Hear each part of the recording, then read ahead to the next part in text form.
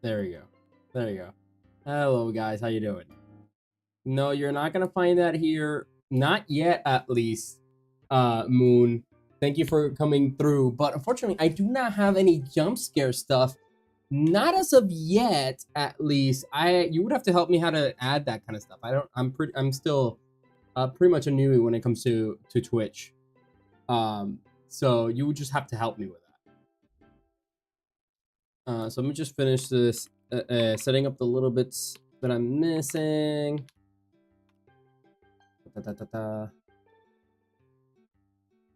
How's everybody been? Have you been? This is basically the first stream since the start of the year. This is a new year, new us. Sad day, I got you. I'm doing it for Lily and Nier anyways. Lol, let me know. Happy to help. Gotcha. Well, yeah, we kind of need a guy who knows how to do it. So, the funny thing is, I asked Lily not too long ago for her how she managed to get some stuff up. So I guess she learned it from you.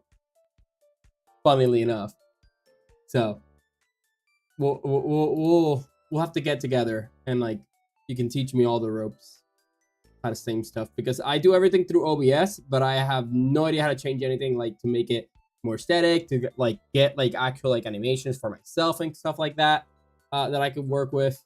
All that kind of stuff. I'm still pretty damn new when it comes to that kind of stuff. So yeah. And lastly, let me just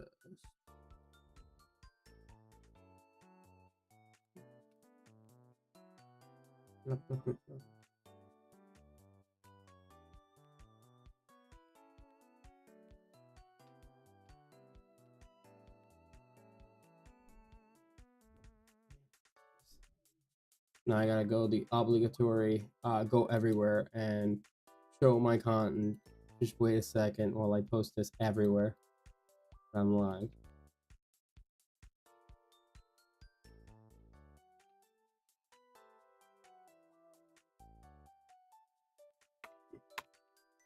Do you also know how to deal with Discord? Because I could use a Discord bot as well. Learn how to set that up.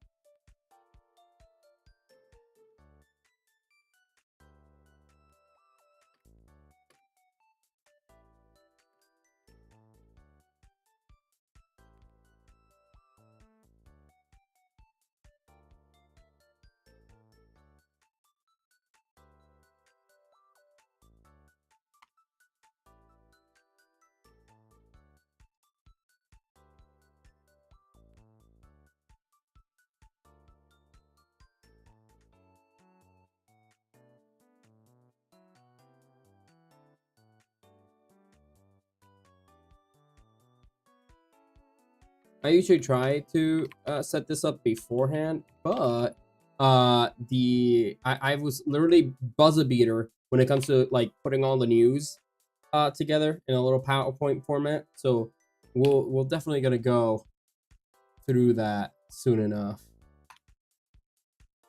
But first of all, how you been? How's everything been regarding the New Year's? What about you, Sans? Are you back in school? New Year's was good. How's everything?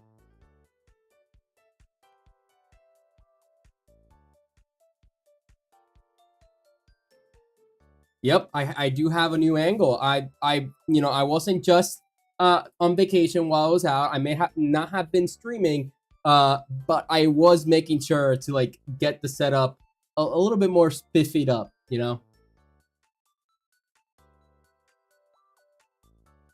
And I gotta go ahead and... Oh, that's why. Oh, that's the other thing. For the first time, I am multi-streaming to Kick. So that's another platform I'm multi-streaming for the first time. Speaking of, I set it up, but I did not get in there. I mean, it basically just uses the system for what you call it's Twitch. So they kind of use the same algo in the background. So, but yeah. Can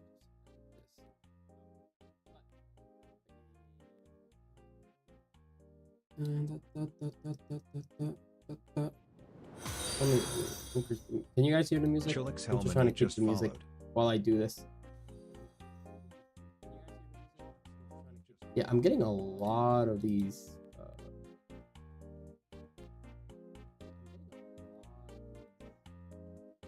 There are a lot more bots than usual today. I sort of got.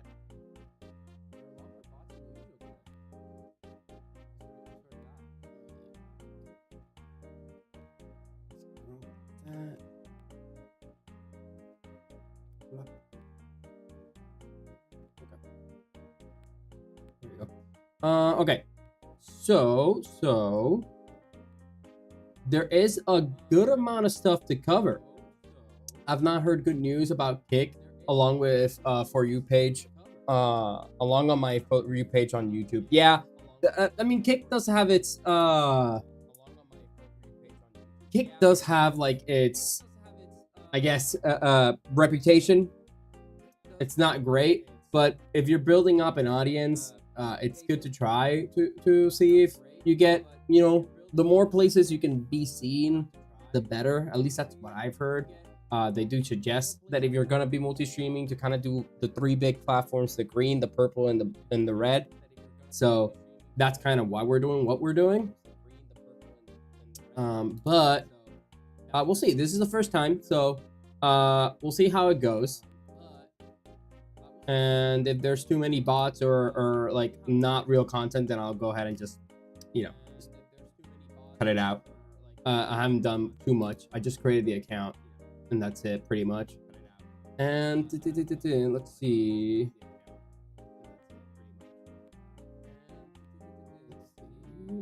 Last place. I'm gonna pivot. Last place is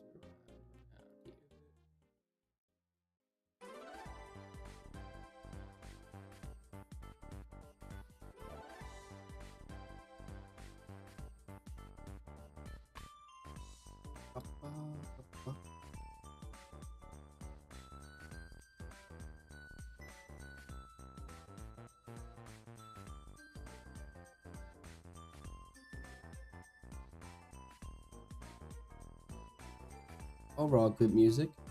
Hope you're all banging. Well, I finished setting everything up.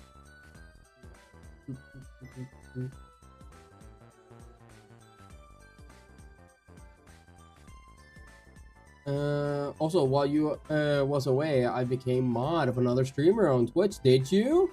Damn, you really do be working. How many people are you modding at this point? It's basically a side hustle for you.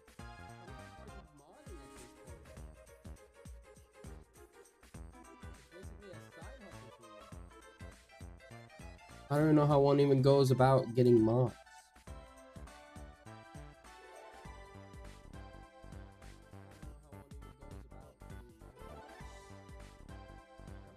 All right. 3 people? Oh, it's not as much as I thought. And they're smaller streamers you probably don't have to deal with. But if one of them blows up, you'll be dealing with a lot. Because, you know, modding all those chats, if there's a lot of people talking, that's going to be difficult. But otherwise, no problem.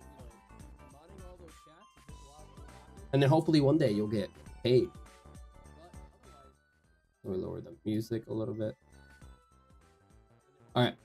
So, So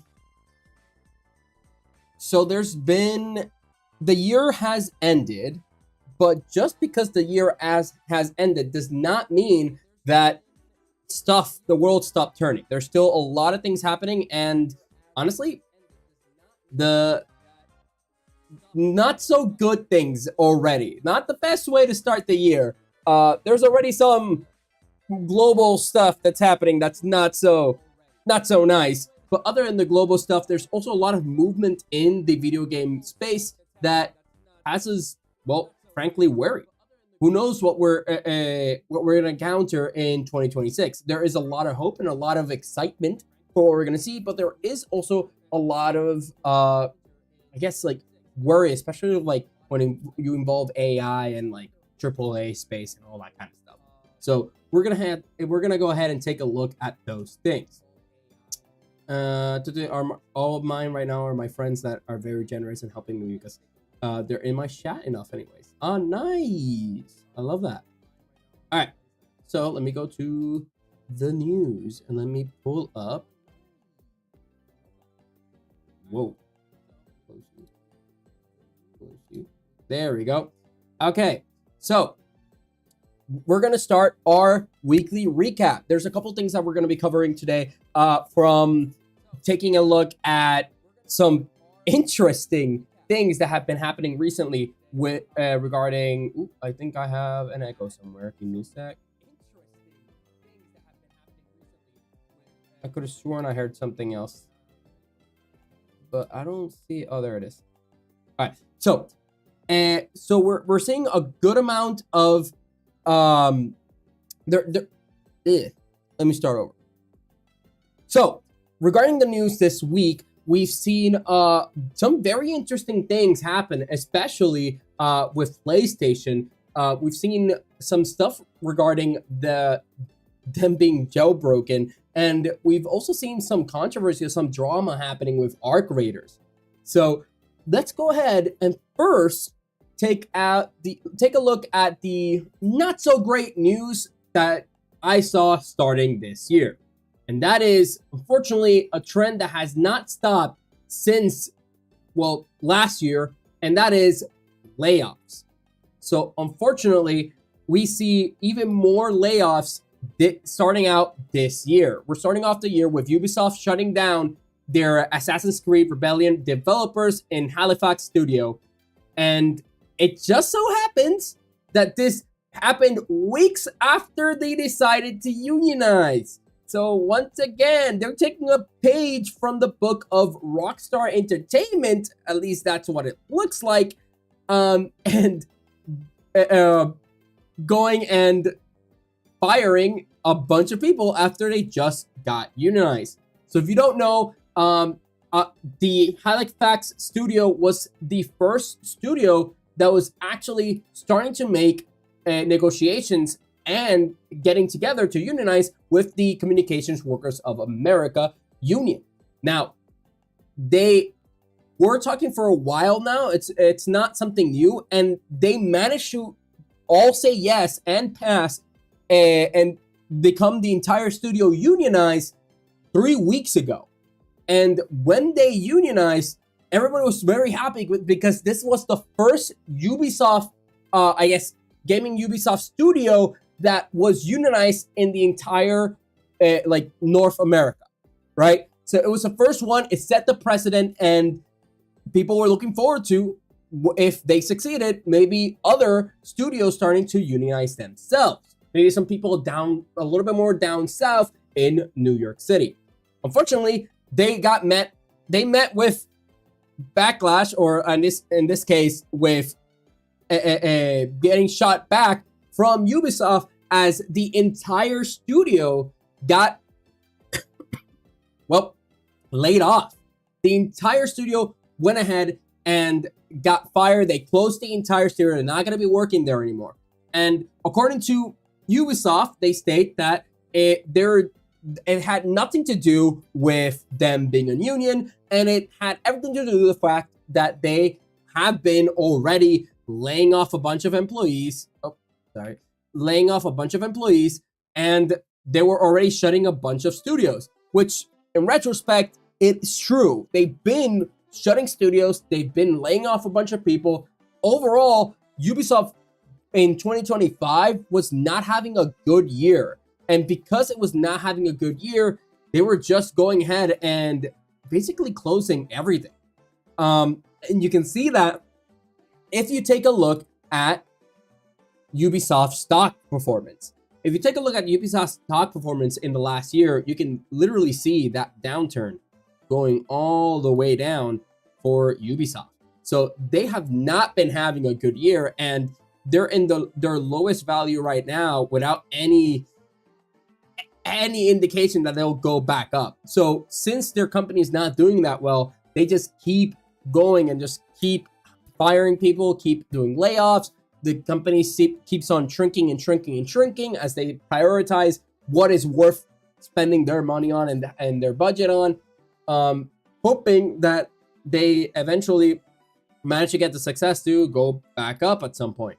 But unfortunately, that's not the case right now. And it's been going down for the last year. There's a lot of investors that are not happy. So if this trend continues, we might even see Ubisoft potentially going bankrupt in the future and get bought out by either another company and maybe merge, similar to what we've seen with Microsoft merging with a bunch of people and Sony and stuff like that. So we might see something along those lines, but who knows? But right now, all we know is that the company is very much suffering. So that being said, Ubisoft is not the only one that has been suffering recently. Another company that has been suffering a lot recently is actually Sony with PlayStation. So if you haven't heard, recently they found out that there was a way for you to jailbreak the PS5 by using I don't know how old, I think like 15-year-old game. I'm not sure if it's that old, but it's a really old game, which is the Star Wars Racers Revenge. It's basically a remaster that they did for the PS4 of the original Star Wars Racer for the, I don't even remember what console it originally came on. But point is that this version of the Star Wars Racer, apparently the code in its Hall of Fame segment enabled it to insert some code in there. And because they were able to insert some code in there, they were able to, as you can see here, basically inject new code. And that's exactly what you need for jailbreaking. What you need for jailbreaking is a way to be able to first access the code, and second, being able to alter it. And in the Hall of Fame feature that the game had, it actually allowed for people to put code into the disk, into the game itself. And because that you could insert your own code into the game, you could then, from there, kind of piggyback your way into making code that injects itself to the PS5 and potentially jailbreaking it altogether. So that's exactly what a lot of people and a lot of specific jailbreakers have been getting their hands on. So a game that was not sold well, there wasn't many copies of the game either, that used to be worth roughly $44 to $50, is now worth roughly $212 to $225. So, and you can see one here that's around $300. And you would think that this is collectors, right? Because they did announce a new pod racing game for the PS5 in the future, right? So there is a lot of hype for that new game that's going to come out. And you would think that maybe this increase in price was because of collectors and people wanting nostalgia and people wanting the entire collection thanks to the new game that's coming out. Well, that's what you would think if you didn't know the context behind what's happening right now. And PS5 is not happy at all that people are trying to jailbreak their device. Because remember, if you've never had a jailbroken device before, the way it works is that once you have a device and you jailbreak it, once it is jailbroken, you can have all the games in that console's catalog free for you to access. this usually happens a lot with, for example, games like old consoles, right? Old consoles that don't connect to the internet have been jailbroken before. I remember that there was easy to jailbreak like a Game Boy, or it was very easy to jailbreak a DS and stuff like that. And a lot of people did in fact do that. In fact, I remember that the first iPod allowed you to jailbreak it, and then you could like get any games from the App Store for free and stuff like that. So jailbreaking is not a new thing at all, but most of the time people jailbreak older devices and devices generally that are not connected to the internet. For example, Wii U, when the Wii U and the Wii stores stopped being supported by Nintendo, a lot of jailbreakers started coming in and started, modding their Wiis and jailbreaking their Wiis and stuff so that they could have access to the entire Wii catalog without having to, pay for anything. And you wouldn't be able to pay for anything anyways if you wanted to, because Nintendo had already removed their support for those games, meaning that it was free game for them, at least if you don't sell your services. It's muddy waters for you to jailbreak a device. Technically, the device is yours because you bought it, but if you sell your services to jailbreak another person's device, that's when you can get into some legal trouble. That being said, they were able to jailbreak all those devices, and it allows you to play a bunch of different games, get a bunch of different hacks and all that kind of stuff. So that's the benefits of jailbreaking, why a lot of people try to do it. Meanwhile, PlayStation 5 is still, although a little bit of an older console, it's still their primary console right now. So the fact that they have more progress into jailbreaking the PS5 is not good news for Sony or PlayStation, because who knows, maybe somebody will be able to gain access to their entire catalog in the future. Now, PlayStation is still online, right? So if you were to jailbreak your device and you go online, PlayStation probably would be able to like detect that you are in a jailbroken device and maybe like block you in one way, shape, or another. So I don't recommend this in any sense. But if you were to jailbreak your device and you just so happen to not be online, or just avoid getting online forever on that device, then maybe you'd be able to enjoy the features and the benefits of jailbreaking the PS5 without seeing any of the repercussions. But that's a slippery slope. I would just not mess with it, especially not right now. PlayStation is immediately going forward and trying to see how they can patch it before that can be widespread, right? That being said, Revenge, the Star Wars Racers Revenge is not a very popular game. It didn't get that many copies from it being printed, so there's not that many physical copies going around the web right now, which is why it's going at such a high price. And you do need a physical copy. A digital copy will not mean anything. So you need a physical copy in order to be able to jailbreak. So that's very interesting things that are happening with PS5 right now. But that being said, that's not the only thing that has happened with PS5. As right now, PS5 has been working on a new patent that basically, it's a patent that allows AI technology to play the game for you. Yep, that's exactly what we wanted. You play games, right? Do you not have enough time to like really crack your brain and beat that boss? Well, luckily for you, you don't need to put effort into video games anymore, or you won't need to with the Sony's new patent. The whole idea is that, they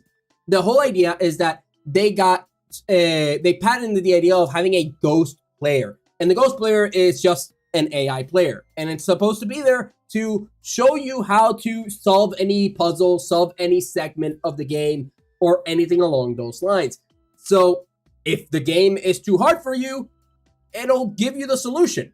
But that's not the big problem of this. The problem is that there is an option in that patent for you to be able to take the AI to take control of your character to do exactly what you're seeing it doing. In other words, play the game for you. So I don't know, man. Like I understand sometimes riddles, puzzles can be a little bit hard, and like you search those things on the internet, or you can't do things unless you're a game reviewer. We all remember that infamous uh, Cuphead review and that footage. So unless you're a Cuphead reviewer, you should be fine and you should be able to be, solve and play the games, or if not, look up the information you need online to be able to solve a game yourself instead of having AI play the game for you. The whole thing about the euphoria you feel, like the dopamine receptors that you feel when you solve a puzzle, is one of the best parts of video games. So having an option for AI to just completely bypass that, like, did you really do anything? Did you get any satisfaction if the AI is the one that solves the problem for you? It's just weird. But I do see its benefits. It's an accessibility tool, right? For people who generally can't play or can't solve different riddles or different puzzles, it's good to have an option for them to not be stuck and be able to actually move on with the game so they can enjoy the rest of the game.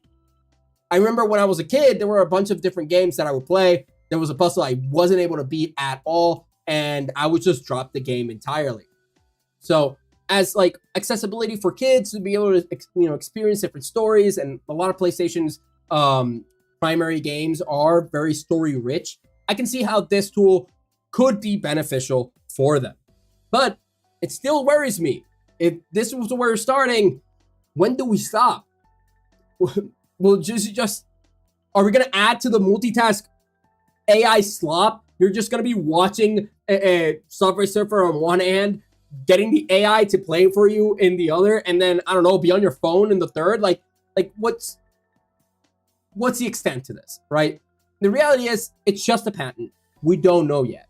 And more likely than not, this is just going to end up using similar to the way Nintendo did something in the past. As you can remember, if you played Mario Kart, in Mario Kart, you had a little ghost thing, which was a computer that would go through the map and would do all the drifts in the right way and all that kind of stuff. And you would fight against the NPC to try to get a better time. And then later on, they added the whole online section. So then you would see ghosts of other players, and you would be able to see how they got the really high, their really high time that they were to beat the game or the map, and you would be able to hopefully recreate it yourself. So it's in a very similar vein to that. So if used correctly, I can see it as a very huge tool that would help a lot of people, and not necessarily, used in the wrong way, but it's just a matter that once you give one tool to these big companies, and they tend to exploit it a lot. But if it's just used in this manner, and you just have a little AI ghost that's just telling you how to go and solve any issues or how to get better at the game, then I don't see anything wrong with that. Hopefully they're not just taking your player data without your permission and then making a whole playable character revolved around you. But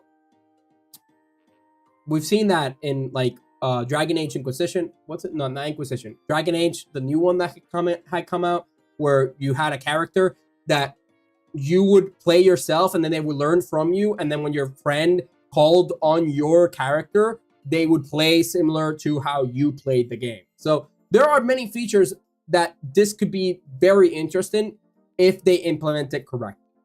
So we saw an L for PlayStation, which is the whole jailbreaking fiasco that they're currently dealing with. But here we see a potential win for PlayStation, especially because them patenting this, meaning that it's mainly going to be focused on PlayStation-only games that we'll later have on PC, but not games that are not PlayStation exclusive, right? So this shouldn't affect other games in the industry that want to be in PlayStation.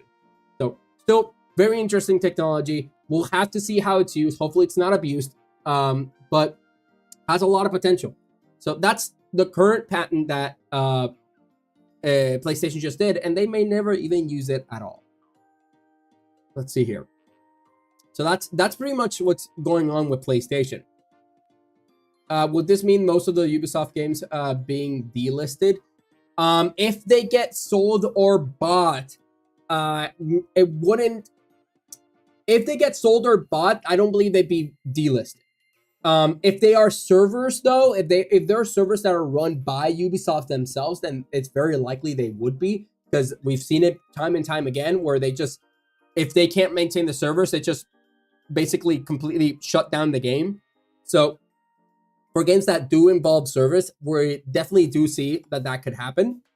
But if it gets bought or it becomes in a merger with another company, then we should be fine and we should see those games still exist till this day. But it's only a matter of time right now when games are a service and you don't own the game. Companies can at any point pull a little switch and just make you lose access to the game forever, pretty much. This means that Linux might be able to get on PS5. Not necessarily. Linux is an operating system. It's not a code per se. Like, it is code, but it's more than just a code you can inject into a disk. You can't really inject Linux, a whole operating system, into a disk in that manner, at least. But regardless, and whatever coding algorithm that PlayStation uses, if you know what it uses, you can just inject code similar to how people inject. There's this thing in cybersecurity called SQL injection, and with SQL injection, you can you manipulate the text in such a way where it sends commands to the database to retrieve data that you would have normally not have access to it. And it can be very dangerous, because that's one of the ways of how people steal private information, like your username, your passwords, your socials, all that kind of stuff. SQL injection is one of the ways they do it. This is not SQL injection. I'm just saying that this is a very similar, I guess, methodology to how people do SQL injection. The whole point of the video game is to waste time. Yep, I agree. It's to not necessarily waste time, but to really enjoy an immersive and kind of disconnect from daily life, right? If you're stressed out at work or anything like that, it gives you a venue to like just disconnect from work or anything like that and just completely de-stress. This seems more like a conflict with what Nintendo has done with Mario. It can be. So not necessarily, unless Nintendo already had a patent for it, it wouldn't cause issues in that sense. But the reality is, I don't think they can patent the ghost itself. What they're patenting is the AI that is going to be in that ghost character. I don't think they're patenting the idea of using a NPC that's a ghost character, right? That's not what they're patenting. If you look at the patent, and I can show it to you right here, it's very clear that their focus is their AI model that they were going to train being used on the Ghost system specifically to help a player pass any level, right? That's the idea behind it. So as long as you're not doing an AI that's educational, that's just there to show you how to solve a riddle, and it's an AI maybe potentially solving the riddle itself and then telling you the answer, and you don't give it the tools to actually take control of your avatar, then I think you'd be fine. Patents are a kind of finicky thing, because you got to make it vague enough so that it covers what you need, but you can't make it so vague that it's all encompassing, because then it doesn't pass. So it is kind of tricky, and that's at that point it's where lawyers start getting into control and start deciding what's one thing and what falls under the other. It's more of a legal thing than anything else. So yeah. Regardless, while PlayStation is dealing with all these issues, Xbox is trying to capitalize on the bad rep that PlayStation is currently getting by getting their January 22nd Xbox Direct going. So the Xbox Developer Direct is coming up in January 22nd, which falls on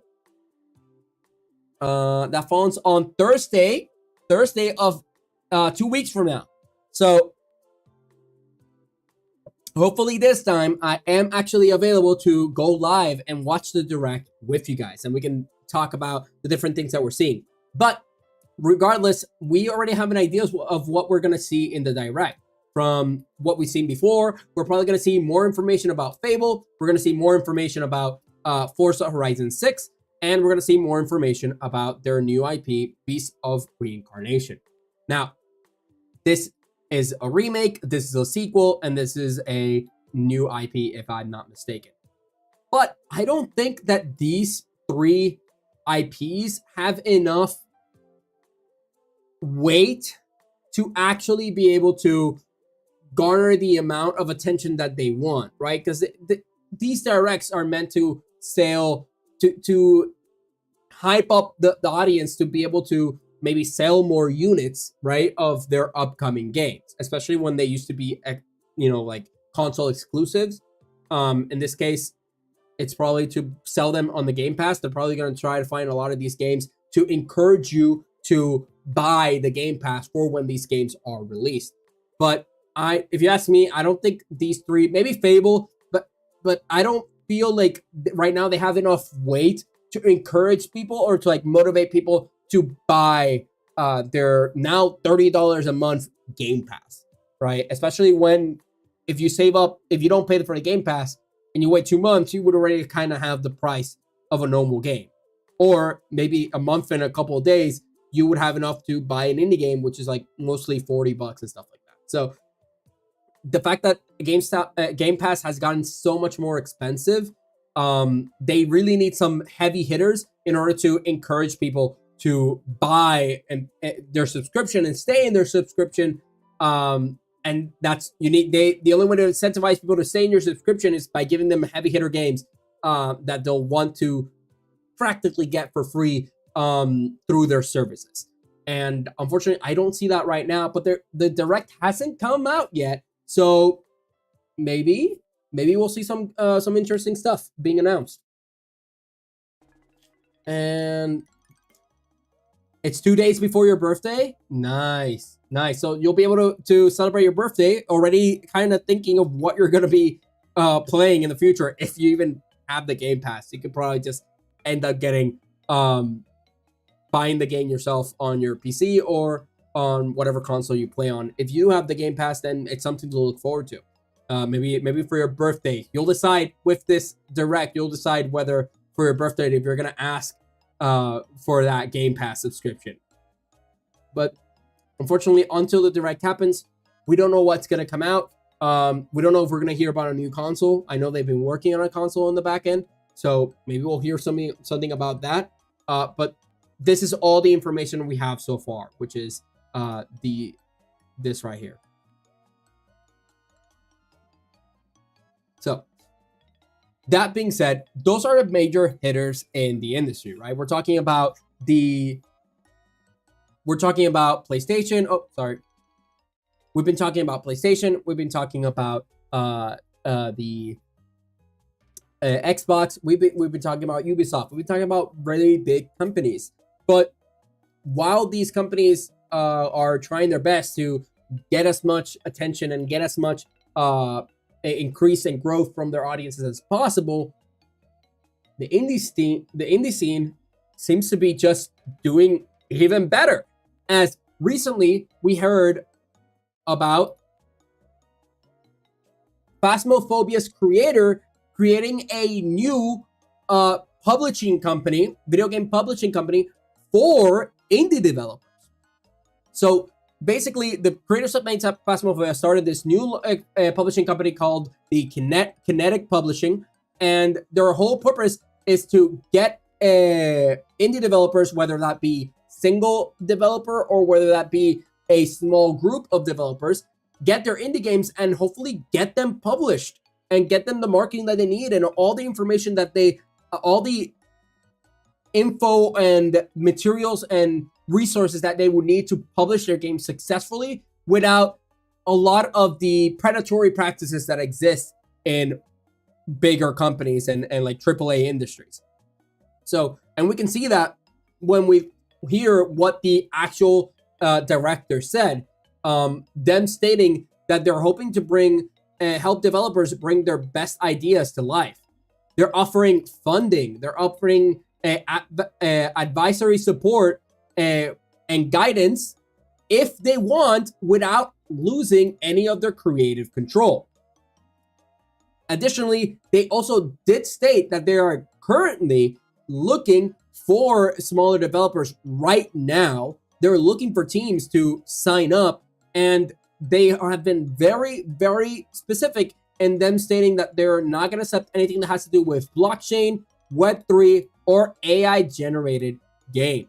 So if you're a small developer or an indie developer and you have an idea and you are 12 to 18 months almost done, right? 12 to 18 months window to finishing the game and potentially publish it, then I would try to contact this guy. Maybe like this company might be what you need. And it's very interesting because this is something we've been seeing not just in the video game industry. This is something that we've been seeing in all industries where smaller indie developers, successful indie developers are now kind of pioneering and helping and supporting smaller indie developers after they were successful to create a more stable and just more healthy, I guess, industry, right? Because if you listen to this, this sounds very similar to what Phasmophobia is doing, or the developers, Kinetic Publishers. What Kinetic Publishers are doing is very similar to that of Glitch Productions. So Glitch Productions, give me a sec. So Glitch Productions has been doing the exact same thing, but on the indie animation scene. And they've been going to a lot of indie animators and basically funding and helping them create their own unique indie animation ideas, which we saw recently with the Knights of Guinevere over here. We saw it with this one, this animation, which I have not seen and I do not remember their name. We did see it with Lackadaisy, which we saw here. And obviously, we've seen the success of Glitch with the Digital Circus, and we've seen their past performance and their past success with Motor Drones. So what I'm seeing right now from Kinetic Publishing is basically a new Glitch company, but instead of in the indie animation scene, we're seeing it in the indie game scene. So once again, this seems like a very promising project, a very promising company that could push a bunch of new interesting games out there that really needed the support. So if you are a indie developer, an individual person, or a small group that you're making a game, you've been making a game for a while now that you think is very innovative and you think that it's going to be a really good product, really fun game, and you're 12 to 18 months away from publishing, I highly recommend you try to see how you can get in contact with them, as they are currently looking. They are actively looking right now, as stated here. We're looking for games within the indie space, whether it's solo dev or small teams. They're actively looking. So if you happen to fall under that category, I highly recommend you reach out to them. This is a very interesting project that's going on, and it's something that all developers, if possible, should take advantage of. Jesus, I have like something in my throat, and I've been trying to clear it out this entire time. You don't have the Game Pass nor console, then I mean you'll find some interesting games, but I don't think the Direct would see anything that would really blow your mind, if you ask me. I think indie devs prayed for times like these. Yeah, I completely agree. Right now, it's never been a better time to be an indie developer or an indie animator, like an independent creator. Right now, it's never been a better time to be one, right? There's so many resources that didn't used to exist that are helping people really see their visions and come to life, right? So whether it's making video games, whether it's making an animated series, whether it's just, with YouTube making different types of content ideas. We've been seeing that a lot of the predatory practice that we've seen with major companies are getting shunned, and we are now seeing a movement in a pendulum shift in the industry, in different industries, basically supporting smaller creators and smaller companies, and overall, like in your local town, also supporting local artists or local business. So we're definitely shifting away from like major corporations in the last couple of months. So we'll see if this trend keeps on going, or if major corporations do another shift again and take control over the industries once more. But I think this is good. I think we're seeing really big potential for the future. Now, although we've been covering the indie versus major developer, like AAA war, where they're like fighting each other, and how indie is coming on top. There is another war that has been happening in the gaming industry, and that other war is the handheld console war. So recently we heard that Steam is no longer doing their LCD paneled Steam Decks, and they're now going to be focusing on the OLED paneled Steam Decks, which does increase the price of the average Steam Deck, but it's still a better product. And not only is it a better product, why do you think they're doing that? What do you think they're doing that? Why are they stopping one production of one to continue the other? Well, that's because of the RAM shortage that we've been seeing in the last couple of weeks. So clearly, Steam has been working to cut their losses, or basically redirect their funds, and using their resources wherever they can best, make the most out of it. And I think focusing on using the RAM and all the resources that they GPUs and everything into their higher performing product instead of their lesser, more budget friendly product is a good way, especially since they're competing currently with PlayStation and all the other consoles, and something like Nintendo Switch, which also is part of this handheld. And although we've been seeing that mostly the Steam Deck and the Switch have been the bigger contenders, and we've seen that Microsoft has tried to get in there with the Rogue Ally, but hasn't really seen any movement due to their high pricing. We're now seeing even more competitors come into the scene with, for example, Bandai Namco and Capcom working together to make a classic arcade handheld device. So you've probably noticed if you go to your local mall, you might find some seller that's trying to sell you a ROM, which is just, that looks like a Game Boy, right? So it's a ROM device, like almost like a I don't know what they use, but I'll just take a gander and say it's like just a motherboard. I forgot the name for it. I don't know if it was BlackBerry or something like that. I'm probably getting the name wrong. But basically, they get a motherboard, they put a ROM in it with a bunch of different emulated games, and then they put the buttons, they put everything else that they do, they have it into a package that's like a Game Boy, and there you go. They sell you that as a product. In fact, I actually have it myself. So I actually got these myself when I was traveling a lot. I wanted to have something that I could play offline. So this is similar to what you would see being sold in your malls and stuff like that, where I wouldn't say that the cover is, I wouldn't say that the cover, let me change. I wouldn't say that the cover is made from 3D printed, but it does kind of feel like 3D printed plastic a little bit. But I have no way of like confirming, and I don't want to back, say anything wrong. But basically, you would have this guy. They would sell you this, and in it, you would just have an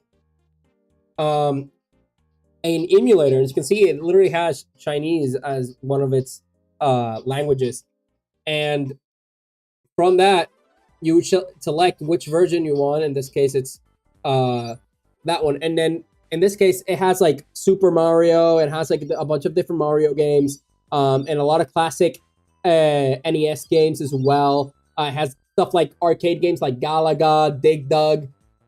It has a bunch of different games in here. Don't be fooled by their marketing. It says like 401. That's what they're gonna tell you in the box. It's not actually 401. After you get to a certain point, it just starts repeating the names of the games. Let me see if I can like kind of show you that real quick. After a certain amount of time, the alphabet starts all over again, and it just starts showing you the same games again. I'm trying to find it. But it's like not the popular games. It'll start showing you the same games for like older games that you're more likely not going to play. But for example, we're in around 300 whatever, and I don't know, you can't really see it. It's not really focusing. Oh, there you go. So what you can see is that I showed you in the first page, we had Super Mario, we had Dr. Mario, we had the Turtles. We had all these games in the beginning, in the first page. So after a certain point, they just start putting the games all over again. Still, not a bad thing. Like, I got in my share of it. It's just a ROM and emulator that they put a screen on. They put some like a little speaker and just the buttons of what you're used to with a Game Boy. I used to have a Game Boy just like this. So this is what we've been seeing. I guess, I don't know if you would call it bootleg, but this is like what a lot of people are making and selling in the market right now. And so to combat this, because they are in fact emulated versions of these games, they're not actually endorsed or supported by the original stuff, right? Like, Nintendo is not gonna be happy if that people are selling this, right? They're not gonna be happy at all about that. So in order to combat this, what Bandai Namco has done, and Capcom, is that they started making their own smaller console, right? Small little console that plays all their classic RPG games. Sorry, not RPG, just their classic arcade games. And it comes in different ways. So, for example, this is just a handheld version. Which is the one that would be competing against, for example, the Steam Deck and stuff like that. When it comes to a handheld that somebody could use to play the games that they want. But you also have this like smaller console version if you want like these controllers, but to my understanding, they both have the exact same games on them. They're just how you would like to play them, but the catalog of games that they would include should be exactly the same. And the same thing goes for the little arcade panel. They do sell this like joystick panel thing. I forgot how they call it. The joystick controller. They sell it separately, but they also sell this more of like an arcade feel, miniature arcade type of bundle, if you would want to have that instead. Overall, they're nice gifts. They're not bad at all. You're not going to get any new games on it, but the whole point is to play all the older games and just kind of have that nostalgia and in a very nice and clean package, because their packaging and their specs are going to be way better than what you have here, right? These specs, they're not great, but they're not meant to be great, right? You just want something cheap that you can play your old games in, right? But here, you're going to actually have a decent screen. You're going to have a little joystick here option. You're going to have like some nice buttons, unlike these like plastic buttons that I have right on the game. So better quality overall. You're still going to get some of the classics. From the list that I saw, they have Dig Dug in there. I believe they were going to add Galaga at some point. They're going to have Pac-Man. And you can kind of see them here as well. You can see that they're going to have the original Street Fighters. They're going to have Mega Man. And some overall other games that are very popular. So this is very nice. And this is not necessarily new. This was announced last year. But in the CSE Expo, I forgot the acronym for it. In the Expo this year that just happened a couple days ago, they were presenting these devices again, stating that they expect this to be launched around July or summer of this year. So if this strikes your fancy, and you could always get a cheaper bootleg version like this one, or you can get an officially licensed Bandai Namco Capcom MIDI device here. But just know you won't have like Nintendo games in there. But still, pretty nice concept, pretty nice thing. But that's not the only thing that's in the handheld competition right now, because we have a new contender to the handheld. Could you even call it handheld? Well, here's the thing. We have a new contender, and that is Kojima Productions has revealed that it's working and collaborating to make the Joji Shinkawa gaming tablet. So they're making this gaming tablet, and they're also making some additional accessories for this tablet, but they're making a gaming tablet that can play all the games that you know and love. Now, this is how it looks. It's similar to like I guess you could think of it like a Windows Surface, right, tablet type of thing, and it looks very slick. The design is very nice. It works with Kojima for its design and its aesthetic and everything. So it's a very nice, like, at least product and like how do you call it, like aesthetic wise and its creation. It looks very, very nice. But the question is, why would you want a tablet when you could get something more powerful, a console, when you could get something more powerful, your own PC, right? Like, why would you want a tablet version of a gaming console? Well, the reality is that we're not the target market for this console. We're not the target audience. If you're in the US or you're in Europe, very likely that this is not for you. But if you live in Asia, this might be exactly what you're looking for. For in Asia, what they love playing at is mostly in their mobile devices. So much so that in Asia, this is just an example, in China, they recently, the chairman of the China Audio, Video, and Digital Publishing Association, so the chairman just came out and talked about how the gaming industry is, they're going to be making a 15-year plan and really, really pushing into that video game industry. Now, we've actually been seeing this. This is all happening because we've been seeing the success of Chinese companies in Western markets. As you've probably played one of these games, which is, if you played any of the Honkai series, whether that be Zenless Zone Zero, Honkai Star Rail, Genshin Impact, or Honkai Third, Honkai Impact, they're all from Chinese publishers. And what do they have in common? Well, these three, they're all mobile games. They're not console games. Now, the exception here is we have another really popular game that had come out 2 years ago, and that is Black Myth Wukong, which was a surprise hit when it came out, and it came out from a Chinese video game developing company.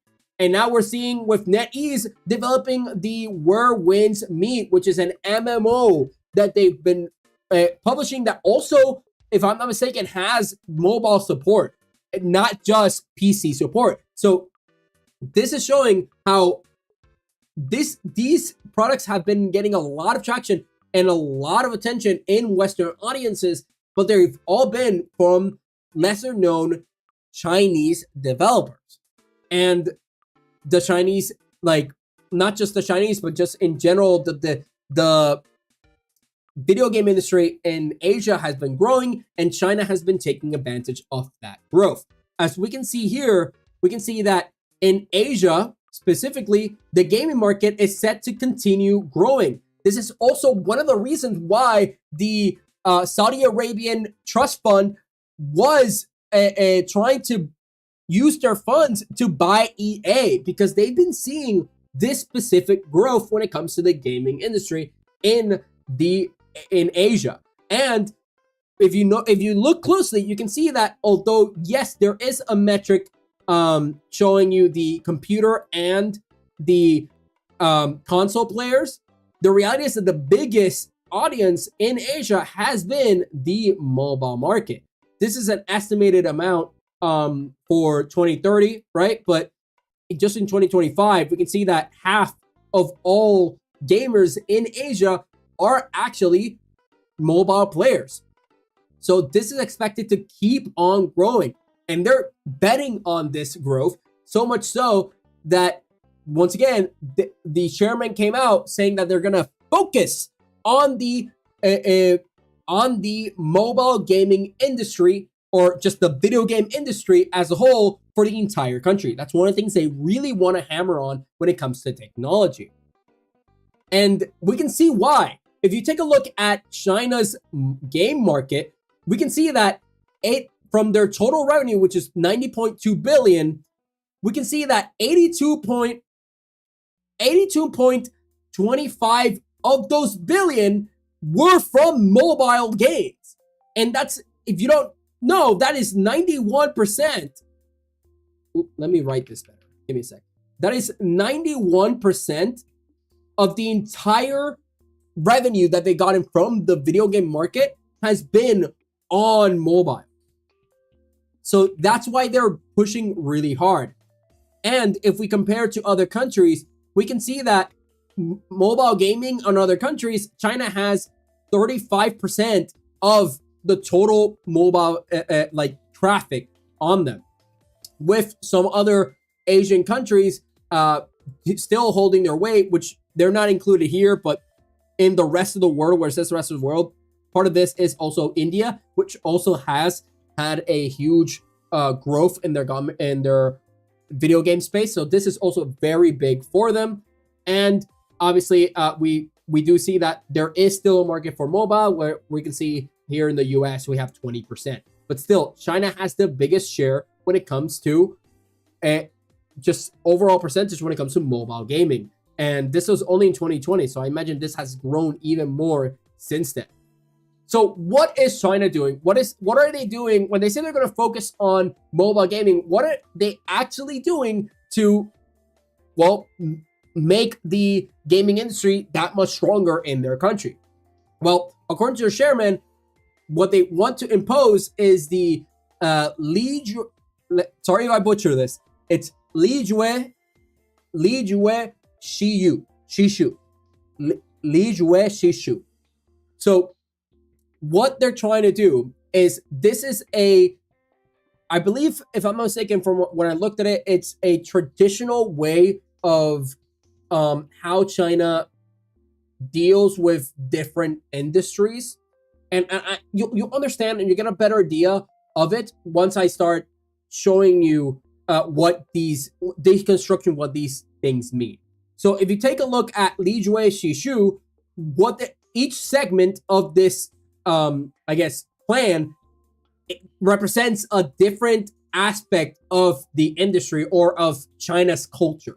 So we can first start with Li, which stands for, let me see if I can write it out. I don't want to write it. Okay, so Li stands for, let me just write it down. Where's the text box? There it is. All right.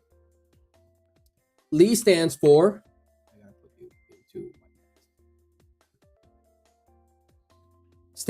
rights. And I'll explain what that means in a bit. So Li stands for rights. Yue stands for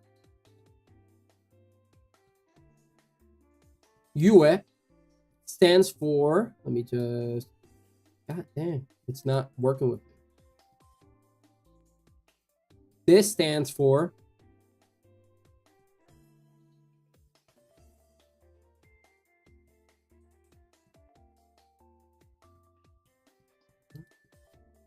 US stands for music. And I'll write them down first. Insert text box. She stands for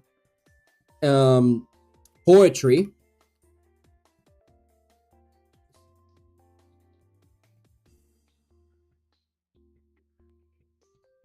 Stands for poetry.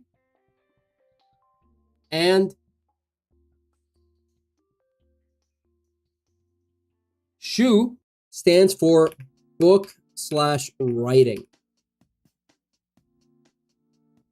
Book/writing, right? So these are what these individual segments or like these individual words mean in this phrase.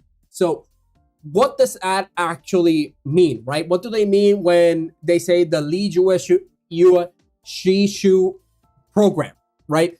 Well, basically, what they're trying to push is that the Chinese culture and their values should be represented and pushed through gaming. So one of the things that they mention is, for example, with Li, which is rights, what they want is to push. They basically say that their games should push traditional, basically traditional rules, right? So that's crazy. There you go. This is traditional rules. So what they're trying to do here is that they want the games to show their what morale or the different traditions or the different ways that one should, I guess, present themselves or social rules that exist in the Chinese culture, right? So that's one of the things that they want to push with Li. With Yue, what they want to push is music. Push traditional music or music that is traditional to Chinese culture and try to push that to other countries and other cultures to basically not just teach their own audiences, their own public about their music and where they come from and all that kind of stuff. Music is, in a lot of ways, the identity of a country. So by pushing Chinese music, they can increase their influence or at least their recognition worldwide. The same way that if you listen to a traditional Japanese song or traditional Japanese music, you can kind of tell that it's Japanese, right? So that's kind of what they want to push towards with Chinese, so that way their culture can be, just acquired at a greater scale. The next one is poetry, which I wrote incorrectly, writing it as poetry. Poetry. There you go. So poetry. What poetry means is, although they call it poetry, in this context, what they actually mean is basically just literature. So what they mean here is that the writing and the stories that are told through video games should be poetic, should show the values of China, should show the ways for, just like poetry, make people think, make people change their way of thinking, be critical, all that kind of stuff. It's what they show, and they want it to be like show the art and the culture of China. For example, using in poetry, it could encompass using the history of China as a subtext for any of their games, which we've actually been seeing very commonly in a bunch of their games with where the winds meet and with Wukong. So clearly, poetry is that the writing and the stories that are told should encompass Chinese culture. And then lastly is book and writing. And although it says book and writing, unlike poetry, which was the actual like literature, right, which was actually lit, book and writing, when they state it in shu actually is trying to say educational. Book and writing in the educational sense. So they game should allow its players to learn different things about the world, whether that is through more like learning mathematical things, or through learning more of a critical thinking or puzzles and that kind of stuff. Like basically what they're stating is that this should be educational in some way, shape, or form, right? So what we have here with this Li Jue Shishu plan or doctrine is we have Chinese rules being pushed to their cultural rules being pushed. We have culture through music being pushed. We have literature being pushed, and then we have literary works, and then we have education being pushed through video games. And the idea is that all games going forward should strive to have a equilibrium between all of these different segments. In other words, being the Li Jue Shishu of video games, and as that's what they're pushing towards. And this is honestly not a bad thing, and it's very nice that China is actually trying to push video games and trying to push their own culture. I think that overall countries, the culture of a country is something that should be celebrated and should be just overall not let to die, right? And this is a nice way of basically stating that the books of the olden days, the way that people used to interact in old ways, is all digital now. And since it's digital, we want video games to be able to represent what the teachings and the formats in which Chinese used to teach their own public, right? Like their books used to follow in very similar ways the Li Jue Shishu format, including their the ways they govern, like they try to follow these doctrines. So it's very interesting to see how they're gonna try to implement their same ways of thinking into the way they develop video games. So we'll have to wait and see in the future. It's a 15-year plan, so we'll have to see how video games in China start progressing and how they change as time goes on. This is still way better than what we're doing in the US, which is promoting gambling and promoting stealing your mom's credit card to sell and buy everything. Consumerism. So if I am to choose the consumerism of America or the education of China, I think that US should take a little page from China's book here and start striving to implement similar things to the values that they're adding here, but for the US. So yeah, but that's very interesting. So that's what's happening in China. It's super interesting how it looks when you look at different countries and what are their takes on the gaming industry, and not just be stuck in a bubble and only seeing what we see ourselves here in our industry. So overall, super interesting stuff, super interesting things to look at. I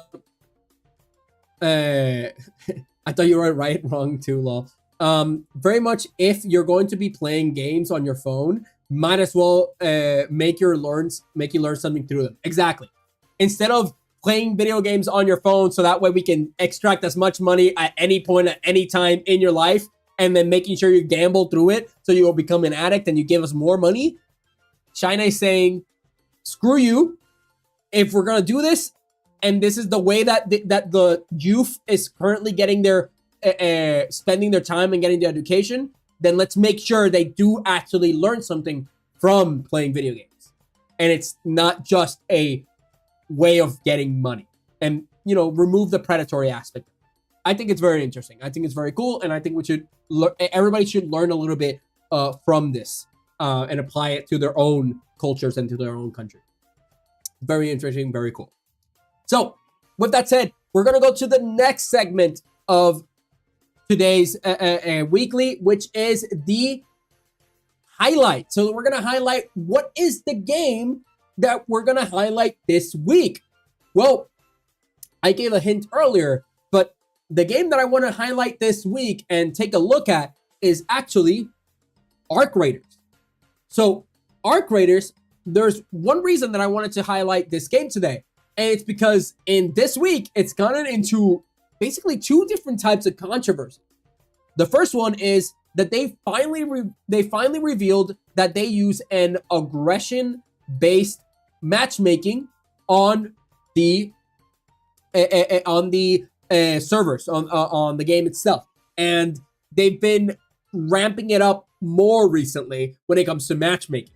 Now, although I personally really like that this is a system that they've developed, and I was one that wanted this system to be developed, there's a lot of people who are not happy on how it was developed.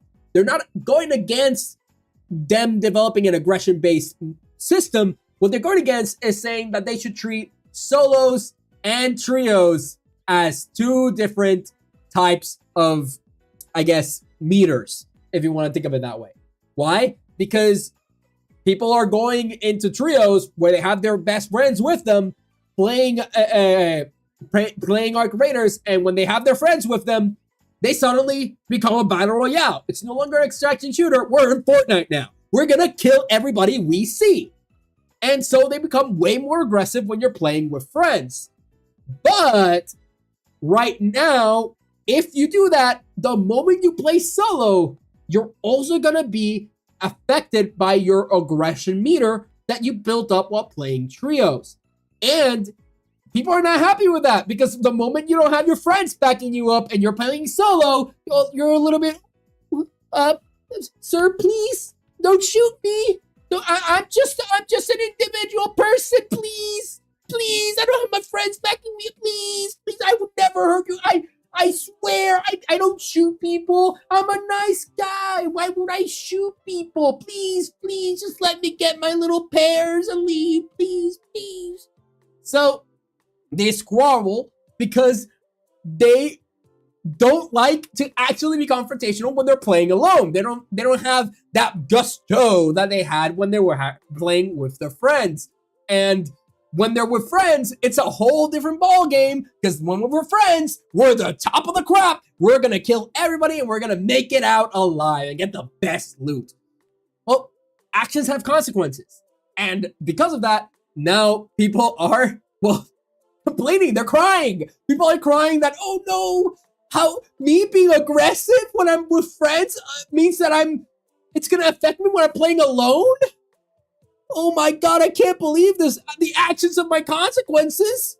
Oh no. So that's what's happening right now. So a lot of people are complaining, and they're basically screaming and telling the developers to please set them as different aggression meters, one for solo queue and one for trios. And then I'm assuming it's the same thing for like duos and then squads and everything else. So that's what's happening.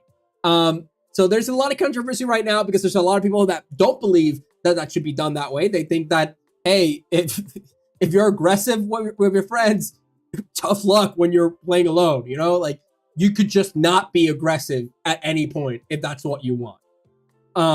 But that's the back and forth that's happening right now. That little bit of controversy that's happening right now with the aggression system being enforced recently. But that's a minor conflict. The bigger conflict has been that in the last couple of weeks, there's been a rise in cheaters. So much so that you've had bigger streamers like Nadeshot and Ninja going to their fan bases, basically stating that the game is dead as long as cheaters are roaming the game, and that the game is practically unplayable. And to a degree, they're not wrong. There has been a huge influx of cheaters in recent weeks that you didn't used to see before. But this does have a reason. And the developers already came and kind of spoke of why this is happening. And the reason is, well, the developers were on vacation. It was the holidays. They were just on vacation, so they didn't patch out a lot of the things that cheaters were doing. So cheaters weren't getting punished, and they were finding more ways to cheat.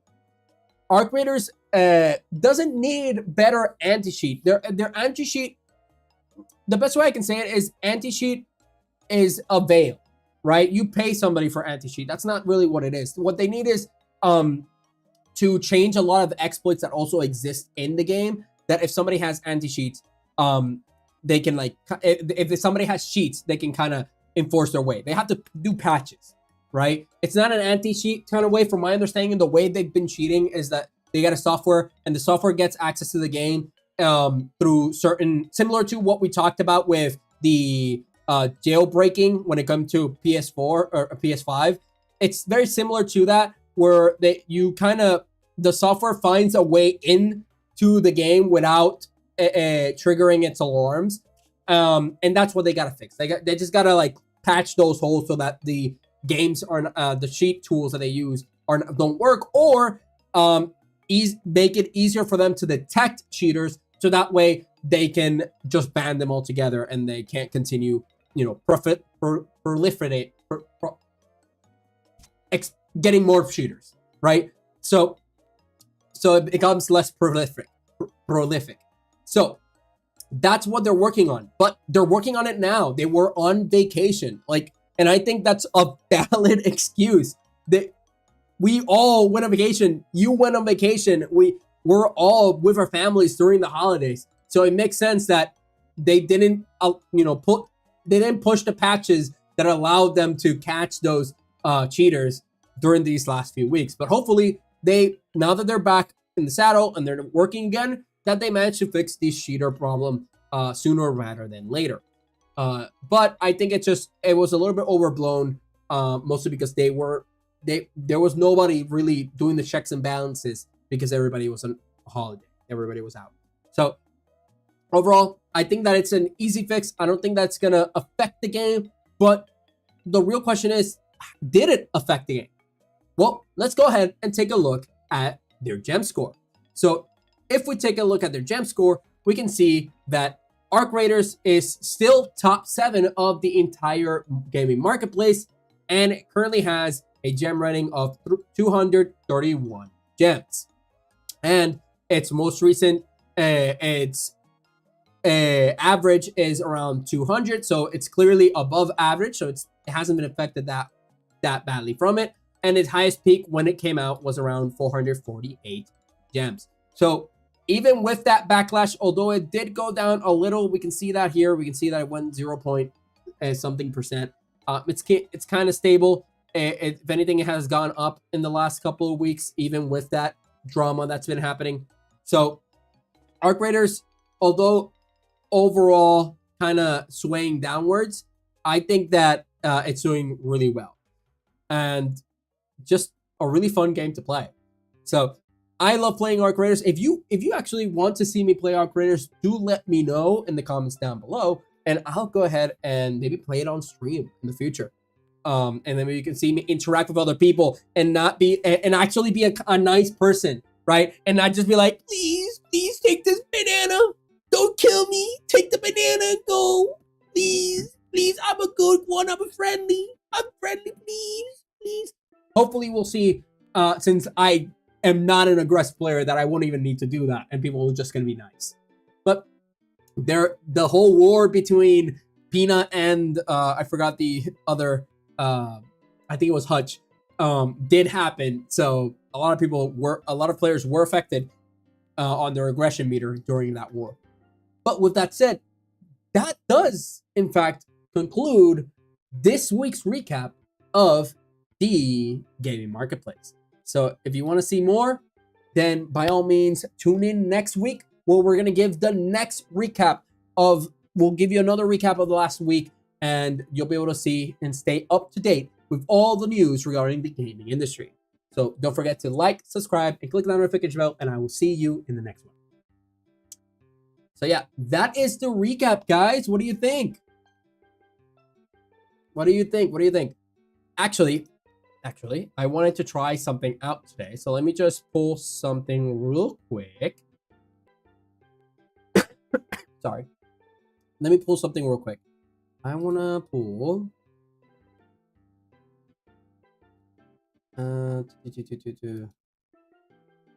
It's here.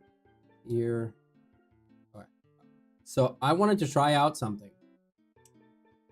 We're gonna do it with our graders. Is there any game you guys would like me to take a look at right now? Just being curious or anything like that?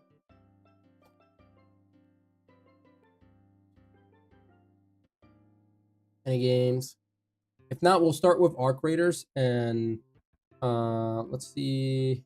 Any very good in terms of gaming and a little bad in terms of huge companies. Pretty much. There's a lot of things to be looking forward to, but there's a lot of things happening behind the scenes regarding big companies. That just kind of sucks. You know, more layoffs. That's a lot of people. That's more people without jobs. It sucks, especially in today's job market. It's really hard to like find a job nowadays. So it's I would know, like it's not easy. So it sucks to hear that more people are suffering in the industry due to these changes that are happening. So what I want to try out is something interesting. So let me set it up for you guys. Give me a sec. So this is just my noise, I guess, blanket. Give me a sec. This is just for the noise.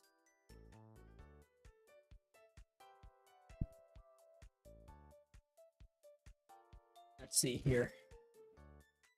Okay, all right. So I'll have to move you in a bit, but let me put the lighting at least. Let me move the lighting a little bit so that it works where it needs to do, the thing. Let's get this guy out. I forgot, I didn't get the time to set it up before, but I think I was able to set it up recently, and I thought it would be interesting for us to kind of play around with it today.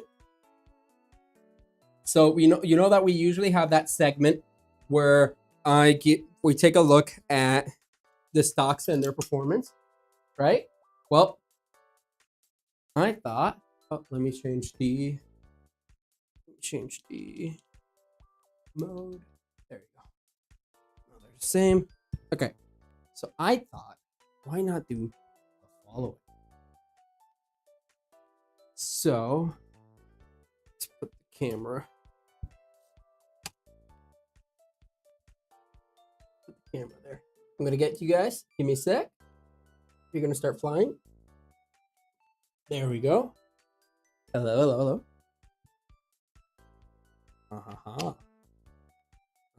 hello.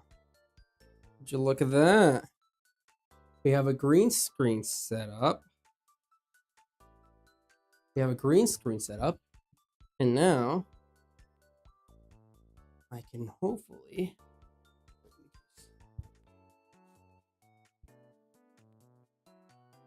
and now let's see how the other one looks. Oh. Okay. Let me just increase this.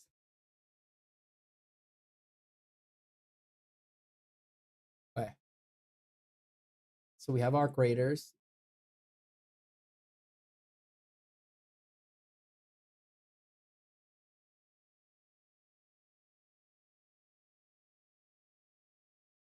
All right. So you have the chart for our graders. So look at this. I tried setting this up earlier. Let's see if it works. Let me just set up the thing over here. And you should be able to see me now. I'm a little bit transparent. We can work with that. We can work with that a little bit. Let me just move the mouse over. Whoa. Whoa, what happened? They closed up on my tabs. Give me a sec, guys. What happened? Whoa, whoa, whoa, whoa. Oh, that's why. The banana got on the keyboard. Okay, okay. You guys should be able to see me. I'm just gonna make sure I have everything else I need. Screen. All right. So you're seeing me, but it's like a little bit too dark. It's like a weatherman meteorologist do weather predictions. Exactly. That's the idea. That's precisely the idea. Right, so as you can see, it's kind of on me.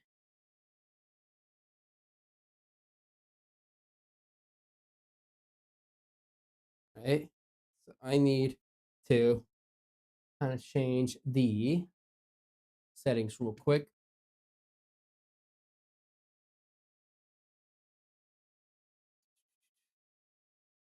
And then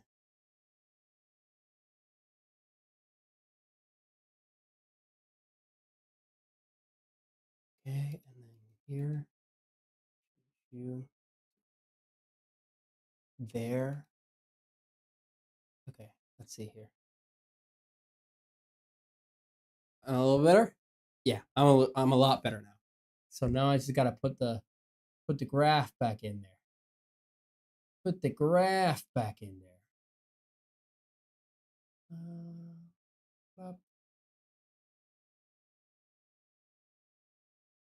Now, now I can talk about the games, and I can see it myself through this monitor that I have here. Just gotta make it a little bit smaller so I can actually see everything. Oh wait, you can see the other side. Wait, I gotta fix that. You can actually see outside of the. There we go.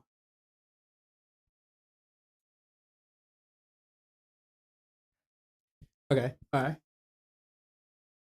Hello. I'm still a little bit transparent, but we basically got it.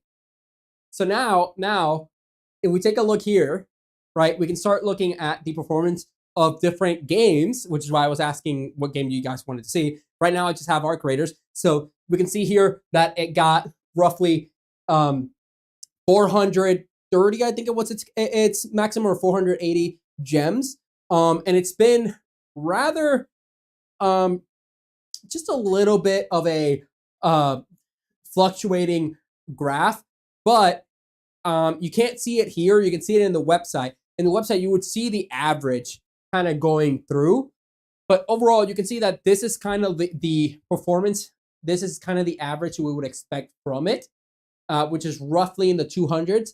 And then it started going down, right? And this, like, in the last couple of weeks, it's been going down just a little bit, right?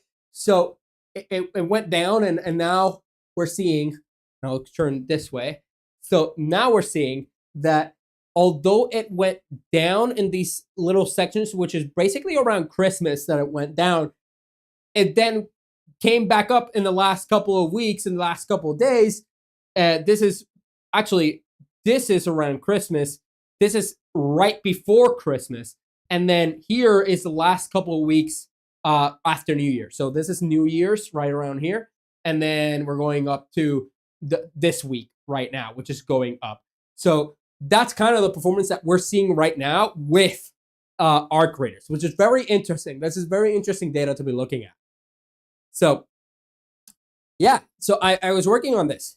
What do you guys think? I can talk to you about games while pointing at them. It's not the same thing as what I would do in the videos, but still, I think it's a very nice way of presenting the data live, right? So I guess the question would be, was there any game you guys are interested in me covering in this little weather forecast mode that I'm doing right now?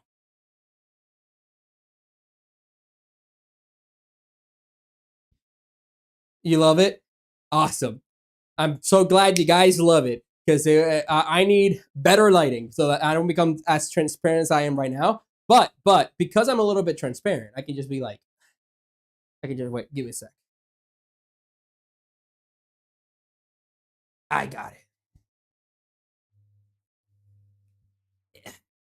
How you guys doing? I'm just hanging around, you know? Mr. Pompey's extravagant quiz. I'm just hanging around. What do you think? I'm going to teach you how to do graphs. You know what graphs are? This is a graph right here. This is a classic graph. Look, lines. You got lines going through.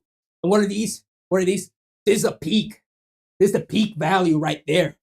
Right? And then you've got valleys. Look at this one right here. That's a valley right there. And then this one's also a valley right here. And then in the biggest valley, right around here, that's the smallest valley we got. Right? So we got everything you need, lines everywhere. It's all here. It's all here. There's all the data you need to learn. And this is only the last 3 months of Arc Raiders, because the game came out literally around 3 months ago. So this is the only data we got. So maybe we could try a game that has a little bit more history. Let's go with the number one game in the. Let me get out of frame real quick. Let's go with the number one game in the market and see its performance.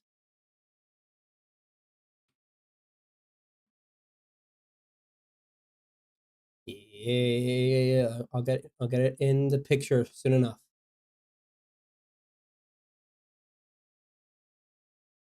Oh, there we go. That's a crisp one right there.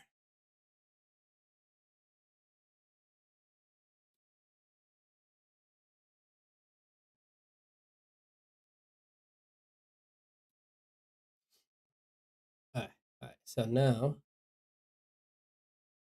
I'll show it on screen. This is the new chart right here. But let's just show the last 6 months worth of data. Right there. Let's change you to this. All right. So this that we're seeing right now is Counter-Strike. And this is since summer, right? So right now, we're seeing Counter-Strike. I've never been more excited to see a graph in my life. Thank you. I worked hard. So right now, Counter-Strike is the one that basically sets the highest peak for all of the gaming industry right now. At least when it comes to Steam games, it's always on top. It's always on top.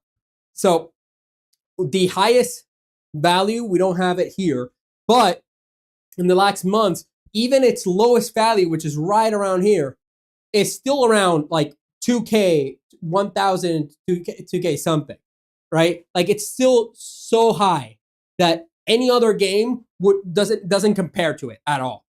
And we can see that it's also very fluctuating, but it does have some like nice little stabilized performance right around here. We do see some spikes, but overall, like the average is kind of right here. That's kind of the average. I can see you. Man, that goes far. That's a long line. I can see the peak of that mountain. Yeah, that's the average. So this that we're seeing is the average. It's roughly 2,000 something gems. That's roughly what it gets at all times. And then we see some spikes here and there depending on who was either streaming that day, or, for example, we do see a giant spike when people started searching when Valve made that new update regarding their knives and how their rarity system works. Yeah, well, I mean that's pretty much this spike right here. Like this giant jump here, that's that, because everybody started talking about Counter-Strike. Everybody and their mother started talking about Counter-Strike. Everybody knew, including your mother knew, because you used her credit card to buy yourself some Counter-Strike skins. So because you used that, everybody knew that you just wasted a lot of money, and thus everybody was searching Counter-Strike around this time. Everybody and their mothers knew what Counter-Strike was. There were even articles with people who don't do video games on Financial Times and stuff like that talking about Counter-Strike. So that's this spike that we're seeing right around here. But obviously, once the news broke out and everybody was like, okay, well, you lost your money. Oh, bad, too bad for you. Then it went back down, right? So that's what we have here. Like it went back down and it went back to its stable, kind of like stabilized a little bit. People are still playing it a lot because they gotta earn back what they lost. So they're gambling a lot again.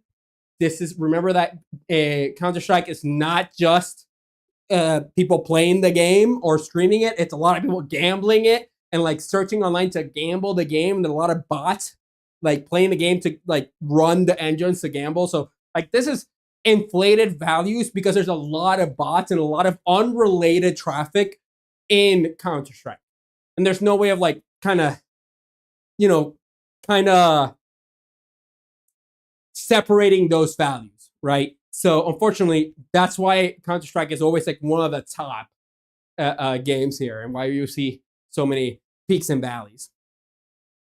Thank goodness you don't play Counter-Strike. Exactly. If you played Counter-Strike, you'd be into gambling, and we don't like gambling around here. Only I can gamble because I'm good at it. But everybody else, kind of bad, especially if you put your money on this thing. Like, you put your money on that, you see how much money you would have just lost, Tank, right there? Not me. I'm just saying. I'm poor, but I have pride. So that's kind of how it is. So yeah, that's Counter-Strike. That's the performance of Counter-Strike. It's very interesting, but it's always, even though you're seeing this, the 0 is like way down here, right? This is still 2000. 0, like you have no frame of reference. If I put another game in here, you would understand the difference between scale. But right now, you don't have that difference. So what you're seeing is like, oh, that doesn't look like a big line compared to what we saw with Arc Raiders. No. Forget. Remember, when you look at charts, this is how to learn data analysis. When you look at charts lie to you. Okay? When you look at charts, one of the first things you gotta look at is their values here. Their axis. What are the axes showing you? Right? When I was showing you Arc Raiders before, the highest we got was 400 around here. This is 4,000. Actually, this might be less than 4,000, but it's pretty much 3,000, 4,000. Right? So that's the peak we have here, and then you don't even see number 0 over here. When Arc Raiders, you can actually see 0. You can't see 0 here. So when you're looking at charts, remember, and the axis matter. The charts will try to fool you. They will try to lie to you and tell you something is doing great or something is doing really bad. It's all perspective. You got to learn the perspective of the chart. And if they're not showing you this information, they're trying to hide something from you. Okay, so remember that. Remember that. Don't let them lie to you. Whew. I don't even have the game on Steam.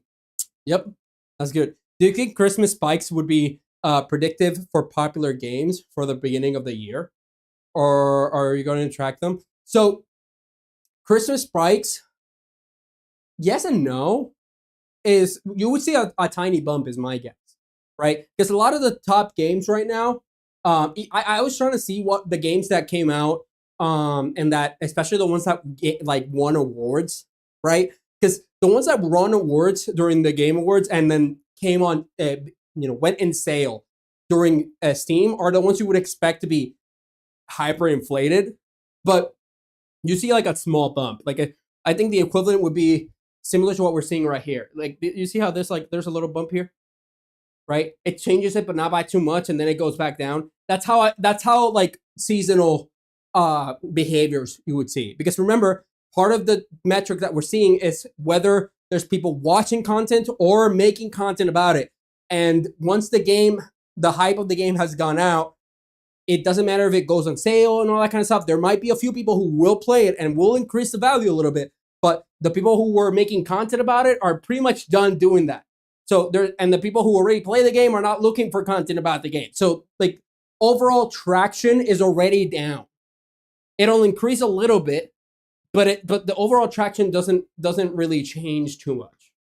That's not the same thing for, I guess, live service games. If there's an update for a live service game, you do see this like this giant going up here for live service games. But like if it's not a live service game, it's very likely you'll see a little bump and that's it. But we do track it in the sense that I capture data every day, so it's going to be part of the data that I see. But that's kind of it. You know, we've seen it with a bunch of games going on sale, and even Expedition 33 that won the game of the year. It saw an increase, but it wasn't by a huge margin, right? It didn't like break numbers because remember, the game came out a while ago, and when people were very hyping it up and people were watching everything about it was when the game came out. And then now you have some people who were late to the party playing the game. That increases the score, but not by a huge amount. So that's kind of that's my answer to that question. So yeah. But yeah, that's Weatherman. I'm your short man. I'm looking at, this is the video game industry weather right here. And by looking at, I'm just looking at that, right? We're looking at the performance.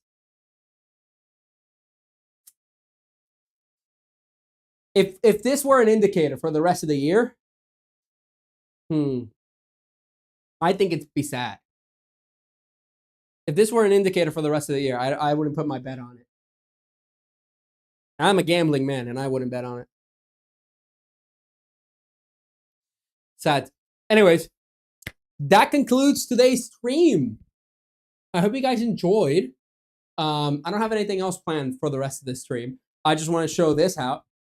So maybe in the future, instead of showing it through the charts on the computer, I plan on setting this up as quickly as I can, quicker than this time when I did it.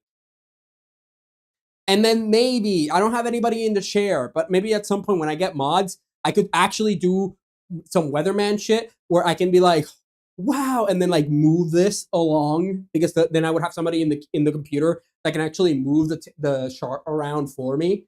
Or I could be like, okay, let me just zoom in here and then like zoom into the chart and stuff like that. But right now, as a solo man myself, this is what we got. But I think it's pretty cool. I think it's very nice. So,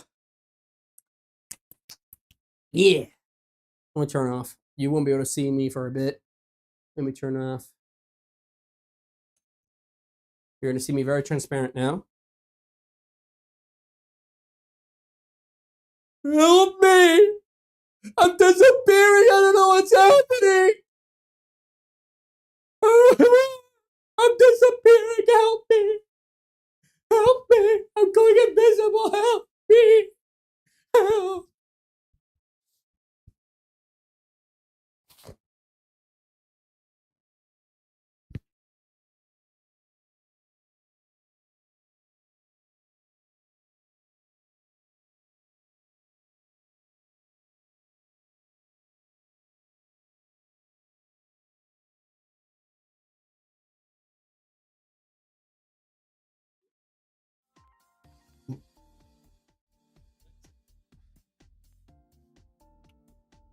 All right, let's put you guys back where you belong.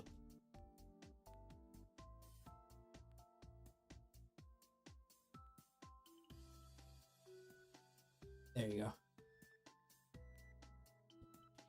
Let's put you back. Oh, you're looking way far up. Wait a second. Gotta fix that. Gotta fix that.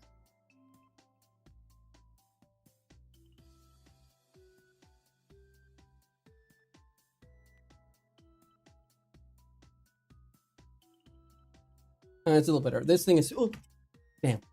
This thing is covering the back, so you can't see that much from the decorations. But yeah, brother, if you need a mod, I could be one, dude. Do you want me to add to your plate? What happens if one of one of the other streamers and I conflict in schedule? Won't that be a nightmare for you? You already have 3. Also, I would have to ask you how the hell that works, because I have no idea how modding works. But yeah.